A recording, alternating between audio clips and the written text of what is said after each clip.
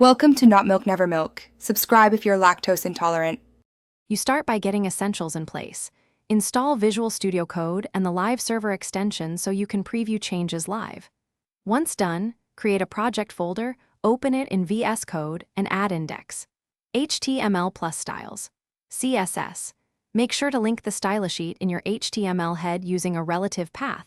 This connects the files, so edits in CSS affect the page immediately. Now save both files and launch Live Server to confirm the link works, and you see the blank page.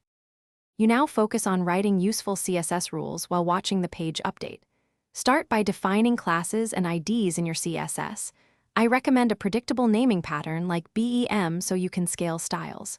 Use Emmet, multi-cursor edits, and IntelliSense to type faster and avoid typos.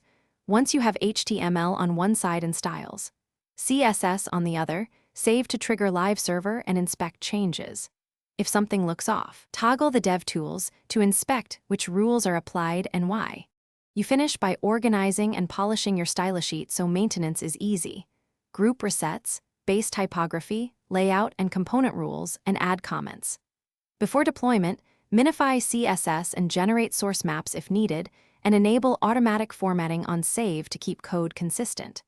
If styles don't appear to change, make sure to hard reload or clear the browser cache, confirm the correct file path, and check DevTools for 404 or syntax errors.